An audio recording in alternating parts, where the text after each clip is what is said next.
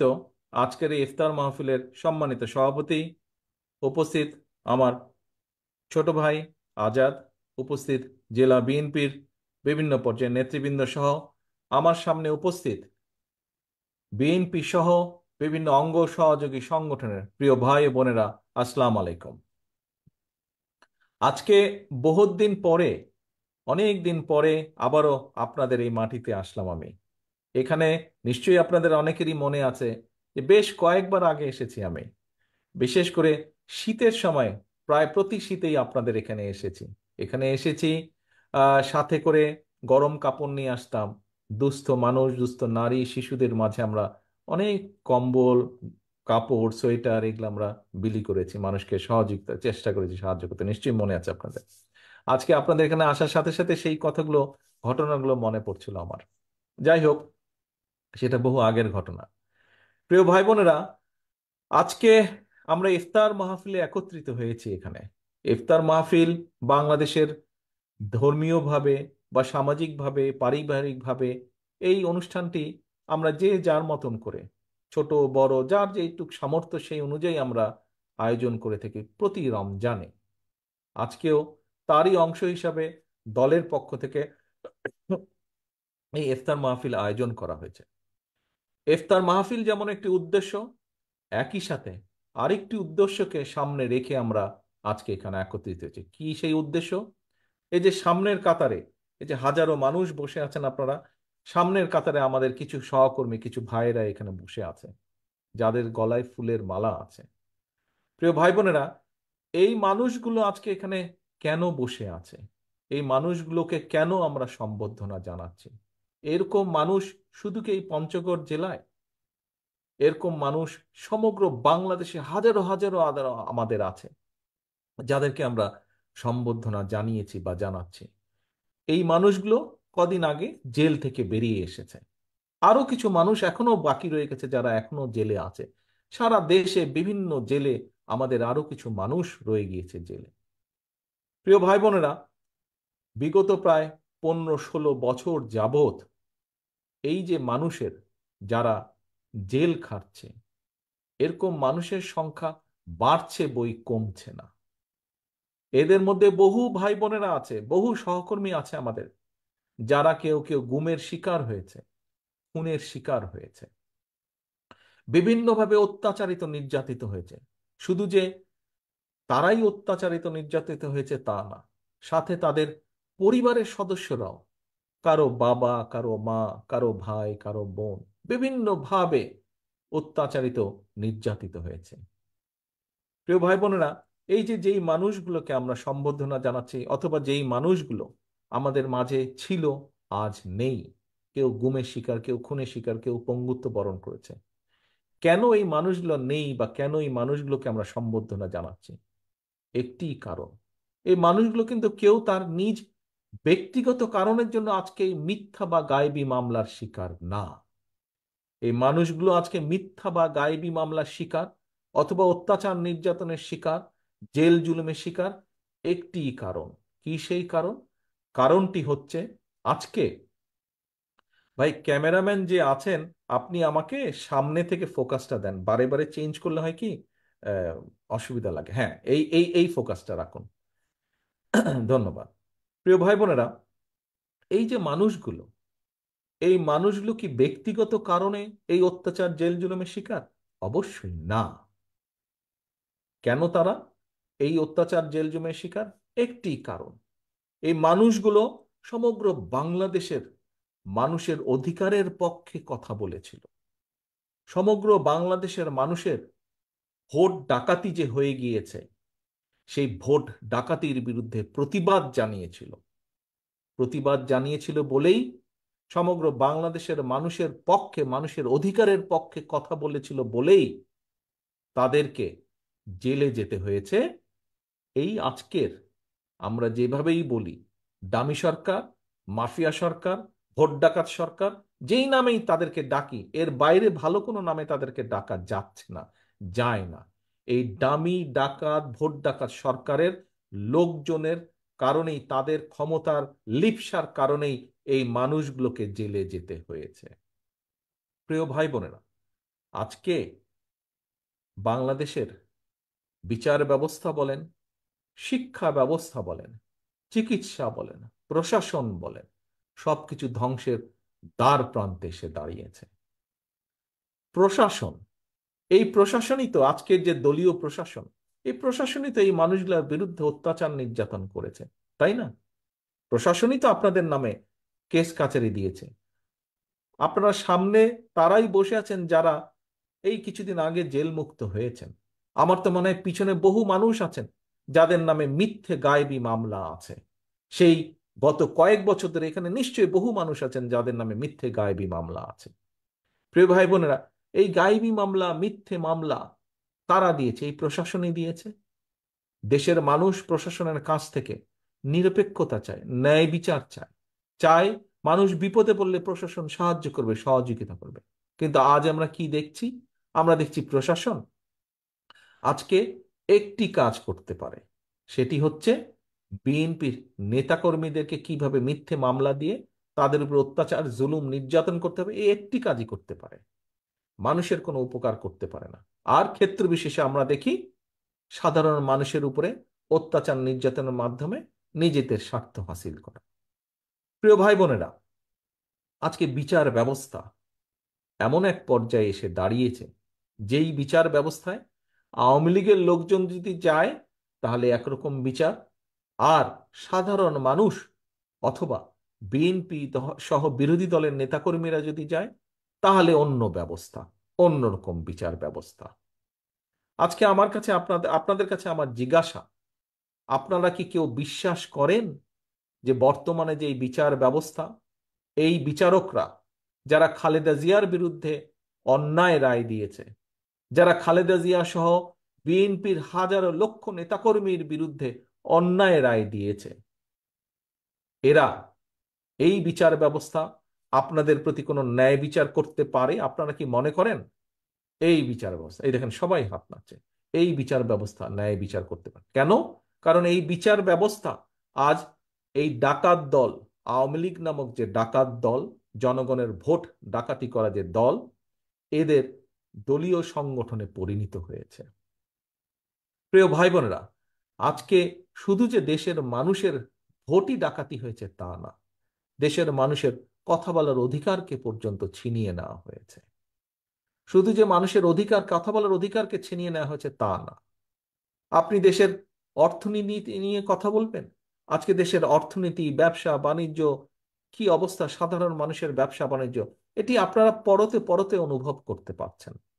আজকে দেশে বাজারে গেলেই প্রত্যেকটি সাধারণ মানুষ বুঝতে পারে আজকে যে কি অবস্থার মধ্যে দিয়ে তাকে সংসার চালাতে হচ্ছে, যে কোনো সাধারণ মানুষ। অথচ আমরা কি দেখছি? আমরা দেখছি উন্নয়নের, তথাকথিত উন্নয়নের নাম করে জনগণের কোটি কোটি টাকা বিদেশে পাচার করা হচ্ছে। এটি আজকে ওপেন সিক্রেট হয়ে গিয়েছে। ওপেন সিক্রেট হয়ে গেছে, বাংলাদেশ থেকে দেশের মানুষের কোটি কোটি টাকা আজ বিদেশে পাচার করে দেওয়া হচ্ছে। এটি শুধু দেশের পত্রপত্রিকায় নয়, বিদেশের পত্রপত্রিকায় পর্যন্ত এসেছে। আজকে এই যে ডাকাত দল, এই আওয়ামী লীগ নামক যে ডাকাত দল, যারা মানুষের ভোট ডাকাতি করছে, যারা মানুষের অর্থ সম্পদ ডাকাতি করছে, এদের যারা লোকজন আছে, দামি এমপি মন্ত্রী যারা আছে বিদেশে, এদের শত শত শত বাড়িঘর, একটি দুইটি চারটি না, শত শত বাড়িঘর এদের। আপনারা নিশ্চয়ই গত কয়েকদিন ধরে পত্রপত্রিকায় একটি সংবাদ দেখেছেন যে পুলিশের এক কর্মকর্তা, পুলিশের এক কর্মকর্তা, যার কাঁধে বিএনপির বহু নেতাকর্মী হত্যার দায় আছে, যার হাতে বিএনপির বহু নেতাকর্মীকে গুম খুন করে সেই রক্তের দাগ তার হাতে রয়ে গিয়েছে, এরকম একজন পুলিশের কর্মকর্তা আপনারা দেখেছেন। তার শত শত হাজারো, শতরও বেশি, হাজারো কোটি টাকার উপরে তার সম্পদ বের হয়েছে। প্রিয় ভাই বোনেরা, আজ বাংলাদেশটাকে এই ভোট ডাকাত সরকার বা ভোট ডাকাতের যে দল, এরা যে শুধু জনগণের অর্থ সম্পদ লুটপাট করছে, নিজেদের সহায় সম্পত্তি বাড়াচ্ছে, মানুষের ভোট ডাকাতি করছে, শুধু তাই নয়, সমগ্র দেশটাকে একটা দুর্নীতির আখড়ায় পরিণত করেছে। প্রশাসন বলেন, বিচার ব্যবস্থা বলেন, সব ধ্বংস করে দিয়েছে এরা। দেশের মানুষের জ্ঞানী গুণী মানুষ যারা, সম্মানী ব্যক্তি যারা, তাদেরকে পদে পদে তারা বেইজ্জতি করছে। দেশে কোনো গুণী মানুষের আজকে কদর নেই, সম্মানী মানুষের কোনো কদর নেই। কদর কাদের আছে? কদর আছে যারা ব্যাংকের অর্থ লুটপাট করে, ঋণ নেওয়ার নাম করে প্রত্যেকটা ব্যাংককে এরা ধ্বংস করে দিয়েছে। খেয়াল করে দেখেন, এগুলা আমাদের কথা না, এগুলা সামাজিক মাধ্যমে দেখছি, পত্রপত্রিকায় ছবি আসছে। কিসের ছবি আসছে? ব্যাংকগুলো থেকে ঋণ নেওয়ার নাম করে যারা ব্যাংকগুলোকে ধ্বংস করে দিচ্ছে, এদের ছবি দেখবেন কার সাথে? এদের ছবি শেখ হাসিনার সাথে। এই যে ভোট ডাকাতের যে দল, এদের যে নেত্রী, তার সাথে দেখবেন এই সব যে ব্যাংক লুটকারী যারা দল, ব্যাংক লুটকারী যারা, তাদের ছবি দেখবেন ও তার সাথে। তাহলে এবার বুঝেন, দুইয়ে দুইয়ে চার, দুইয়ে দুইয়ে চার। কারা ভোট ডাকাতি করছে, কারা ব্যাংক লুট করছে। পত্রিকায় খবর দেখেছি আমরা। কি খবর দেখলাম? বিভিন্ন ব্যাংক বলে রেড জোনে চলে গিয়েছে। এত টাকা পয়সা লুটপাট করেছে ব্যাংকগুলো থেকে যে রেড জোন। রেড জোন তো ভাই ইংরেজি কথা, বাংলা সোজা বাংলা কথা হচ্ছে লাল বাতি জ্বালিয়ে দিয়েছে। ব্যাংকগুলোতে লাল বাতি জ্বালিয়ে দিয়েছে। প্রিয় ভাই বোনেরা, মানুষের পকেটের অবস্থা বাজারে গেলেই বোঝা যায় মানুষ কি কষ্টে আছে। আমাদের কথা না, আমি বিরোধী দলের কর্মী বলে আমার কথা না, এটি এটি এই সরকারি একটি সংস্থা পরিসংখ্যান ব্যুরো, তাদেরই কথা। কি কথা? বাংলাদেশের কোটি কোটি মানুষ, কোটি কোটি মানুষ প্রতি মাসে ঋণ করে সংসার চালাচ্ছে। আমার মনে হয় এখানে এই যে হাজারো মানুষ আপনারা আছেন, আমার তো মনে হয় এখানেও বহু মানুষ আছেন যারা প্রতি মাসে সংসার চালানোর জন্য যেই ইনকাম, সেই ইনকামে হয়তো হয় না, বিভিন্ন জনের কাছ থেকে আপনারা ধার দেনা করেন, ধার দেনা করে সংসার চালাতে হয়। এখানেও নিশ্চয়ই বহু মানুষ, এই যে অনেকেই হাত তুলেছেন। আজকে আমরা দেখছি কৃষকরা, লক্ষ লক্ষ কৃষক, বাংলাদেশের লক্ষ লক্ষ কৃষক, বাংলাদেশের ম্যাক্সিমাম মানুষ কৃষির সাথে, জনসংখ্যার জনগোষ্ঠীর বিরাট একটি অংশ কৃষির সাথে জড়িত। লক্ষ লক্ষ কৃষক আজকে কৃষিকাজ ছেড়ে দিচ্ছে। কেন? উৎপাদিত পণ্যের দাম পায় না, উৎপাদিত পণ্যের দাম পায় না। এই কীটনাশক ওষুধ পায় না, পাইলেও ভেজাল ওষুধ, ওই পাশের দেশ থেকে আসে ভেজাল ওষুধ। এর জন্য ফসল নষ্ট হয়ে যাচ্ছে, জমি নষ্ট হয়ে যাচ্ছে, তারা কৃষি কাজ ছেড়ে দিচ্ছে। আজকে শিক্ষাঙ্গনগুলোর কি অবস্থা আপনারা দেখেন। সে রাজশাহী বিশ্ববিদ্যালয় বলেন, রংপুর বিশ্ববিদ্যালয় বলেন, ঢাকা বিশ্ববিদ্যালয় বলেন, ওই যে বুয়েট বলেন, প্রত্যেকটি শিক্ষাঙ্গনের আবাসিক হলগুলো আজকে এই ছাত্রলীগ নামক একটা সন্ত্রাসী সংগঠন আছে। বাংলাদেশের যে কোনো গ্রাম থেকে শুরু করে শহর পর্যন্ত এই ছিনতাই, চাঁদাবাজি, গরু চুরি, মাস্তানি যাই বলেন, তার সাথে এই ছাত্রলীগ নামক লোকগুলা জড়িত। ছাত্রলীগ নামক এই যে সংগঠন, তাদের আরেকটা সন্ত্রাসী সংগঠন। এদের টর্চার সেলে পরিণত হয়েছে আবাসিক হলগুলো। আবাসিক হলগুলো, বিভিন্ন বিশ্ববিদ্যালয়, কলেজ, ইউনিভার্সিটির আবাসিক হলগুলো এই ছাত্রলীগের টর্চার সেলে পরিণত হয়েছে। শুধু তাই নয়, যাদের ঘরে মেয়ে স্টুডেন্ট ছাত্রী রয়েছে, যাদের ঘরে মেয়ে সন্তান রয়েছে, স্কুল, কলেজ, ইউনিভার্সিটিতে পড়ে, আজকে অভিভাবকরা মেয়ে সন্তানদেরকে পাঠাতে রীতিমতন কলেজ, ইউনিভার্সিটিতে ভয় পায়। কেন? এই ছাত্রলীগের অত্যাচারে, তাদের অত্যাচারে মেয়ে সন্তানদের জীবন আজকে নিরাপদ না। এই হচ্ছে আজকে দেশের অবস্থা। প্রিয় ভাই বোনেরা, দেশের বিচার ব্যবস্থা ধ্বংসের দ্বার প্রান্তে, দেশের নির্বাচন ব্যবস্থা আজকে, মসজিদ কমিটি বলেন, স্কুল কমিটি বলেন, কোন ক্লাবের কমিটি বলেন, প্রত্যেকটি জায়গায় আজকে নির্বাচন বন্ধ করে দিয়েছে, করে দখল করে নিয়েছে আওয়ামী লীগের লোকজন। কোথাও কোনো নির্বাচনের ব্যবস্থা রাখেনি। কারণ কি? কারণ ভাই একটি, এই যে যেই কথা বললাম, আমি যদি শিক্ষার কথা বলি, আমি যদি চিকিৎসা, আজকে আপনারা সরকারি হাসপাতালগুলোতে গেলে কোনো চিকিৎসা পান, ডাক্তার পান, ওষুধ পান? 2 দিন আগে দেখলাম এক রিক্সা চালক, একজন একজন রিক্সা চালক সরকারি হাসপাতালে গিয়ে চিকিৎসাও পায়নি, ওষুধও পায়নি, কিন্তু তাকে ওষুধ দেওয়ার কথা, বিনামূল্যে দেওয়ার কথা। বেচারা গরিব মানুষ ওষুধ কিনতে পারেনি পয়সার অভাবে, আত্মহত্যা করেছে। সংবাদের খবর, আমার কথা না, সংবাদপত্রের কথা। প্রিয় ভাই বোনেরা, এই হচ্ছে আজকে দেশের অবস্থা। নিজেদের এই আওয়ামী লীগ নামক দলটা নিজেদের লোকজনের কিছু হলেই বিদেশ যায়, হাঁচি সর্দি কাশি হলে বিদেশ যায়, এই দেশে চিকিৎসা করায় না। নিজেদের ছেলেমেয়েদেরকে বিদেশ পড়ায়, কারণ তারা তো জানেই তাদের ছেলেপেলেদেরকে দিয়ে, সন্ত্রাসীদেরকে দিয়ে শিক্ষাঙ্গনের কি অবস্থা করে রেখেছে। তারা তো জানেই যে দেশের চিকিৎসা ব্যবস্থার কোনো উন্নয়ন হয় নাই।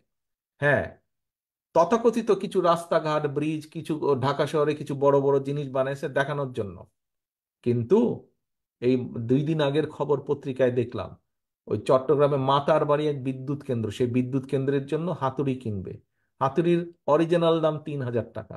নিশ্চয়ই আপনারা খবর দেখেছেন, 1,00,000 টাকা দিয়ে একটা হাতুড়ি কিনছে। পাইপ কাটার যে মেশিন, সেই পাইপ কাটার মেশিনের দাম বোধহয় কত, কয়েক হাজার টাকা অরিজিনালি, কিন্তু সেটা কিনছে 70 না 80 লক্ষ টাকা দিয়ে পাইপ কাটার মেশিন কিনছে। তাহলে বোঝেন ভাই, বোঝেন তাহলে। প্রত্যেকটা এই যে, যে কোনো নিরপেক্ষ সংবাদ পড়লে জানা যাচ্ছে এই যে তথাকথিত উন্নয়ন, যেই বড় বড় কতগুলো প্রজেক্ট করেছে, প্রত্যেকটা প্রজেক্ট 3 গুণ 4 গুণ বেশি দামে দিয়ে করেছে। এই যে পাবনায় রূপপুর আণবিক কেন্দ্র করেছে, রূপপুরে যে আণবিক কেন্দ্র, মনে আছে আপনাদের? নিশ্চয়ই আপনাদের মনে আছে, ওইখানে বালিশ কেনার 7,000 টাকা দিয়ে একটা বালিশ কিনছিল। 7,000, মনে আছে? ওই ঘটনাও দেখেছিলাম আপনার। এরকম বহু ঘটনা আছে।